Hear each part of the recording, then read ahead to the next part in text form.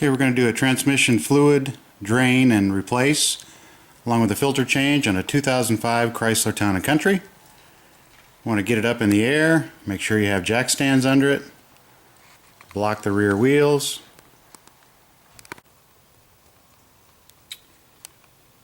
Here's the transmission pan. Pretty good access from the front. Standard tools will get all those bolts off for you. Here are the parts you're going to need today. Probably 4 to 5 quarts of the ATF plus 4 fluid, a filter. Here's the filter.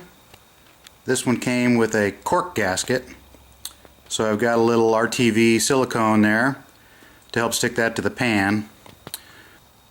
And there's a little O-ring seal that'll go around that filter outlet. Here's the underside of the filter. Here's the inlet. That's where that little O-ring is going to seal. And there are a couple little pins that stick out, and those are what kind of hold the filter into place.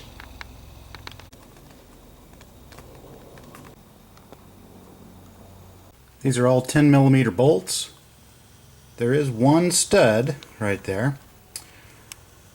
I'm going to use a electric drill with a 10mm socket on it to get these off of there.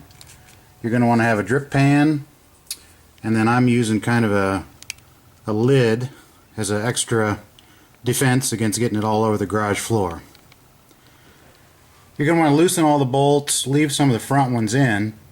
Hopefully you can get the back to pop off. The fluid will kind of come out the back first, and you can kind of control it, get most of it drained, then take the rest of the bolts off. Okay, I've got all the bolts out except for the front two. Got those loose. They were a little tighter than I suspected. My drill is pretty strong. Got them out okay, but you might want to just crack them loose with a ratchet, then zip them out with the drill maybe. Okay, that pan's on there pretty good. I didn't want to pry too much on it here, so first I took a wood block and I gave it quite a few raps to kind of hopefully loosen it up a little bit. Then just real careful I started kind of started prying, and I got it to where fluid's coming out now, so I'm going to keep that up till we get most of this fluid out of there. Then take the front two bolts off and get this pan off.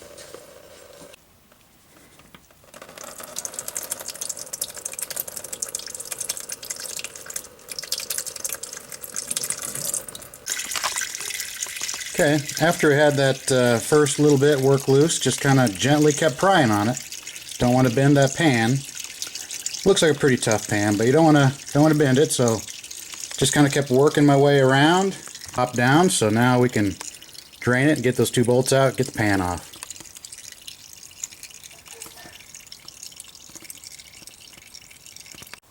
The pan is off. I just pushed up on the pan while I loosened those last two bolts, then carefully lowered and dumped it. The pan is a pretty thick metal pan, so you can pry on it a little bit without hurting it and bending it. Okay, the pan is off. There's your filter.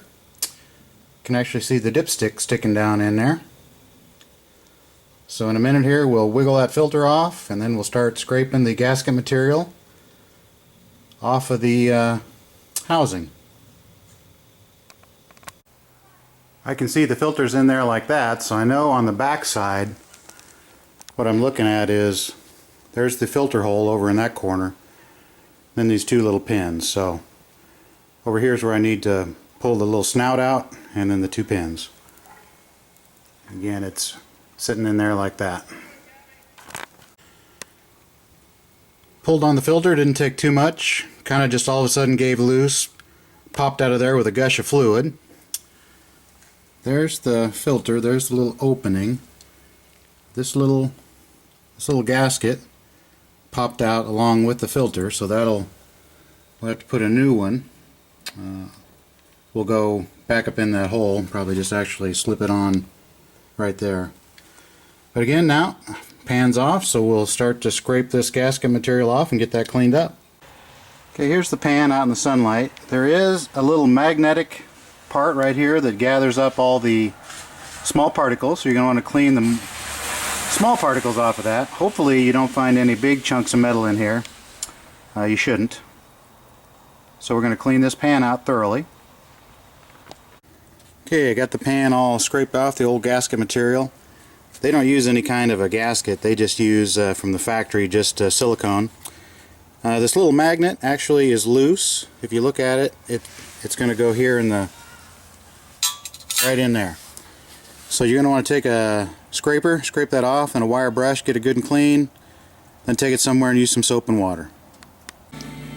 Got the pan shiny and clean. Going to install just a thin coating of the gasket silicone material, then put the cork gasket on there, let that dry a little bit.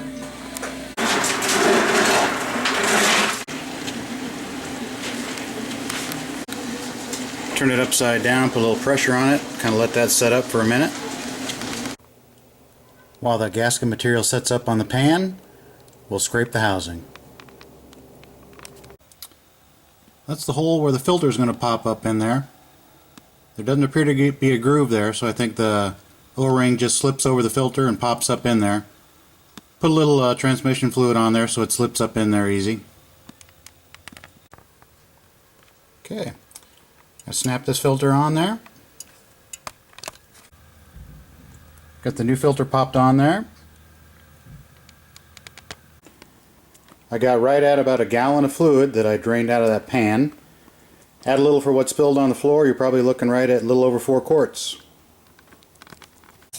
Your bolts are going to have some silicone on them from the factory. You're going to want to clean those up a little bit with a wire brush, get most of that silicone off of that bolt. Now just a thin layer of RTV silicone on that gasket. Make sure you got that magnet in place there. And I like to put just a tad bit of silicone on each of the threads of the bolts and bolt it back in, and you're done. Then we'll of course add the fluid back. Get the pan up there, get a couple bolts in it.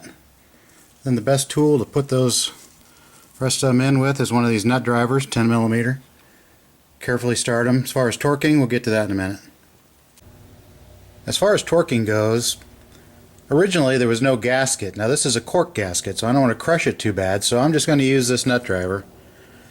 Go around in a cross pattern and just keep snugging them up until they're just about as tight as I can get them with this nut driver. Then I'm probably going to check them in about a couple weeks and make sure they're still tight. Add your fluid and then set her down on the ground, get her warmed up and running, and check your level. It took right at 5 quarts to fill it up. Job complete.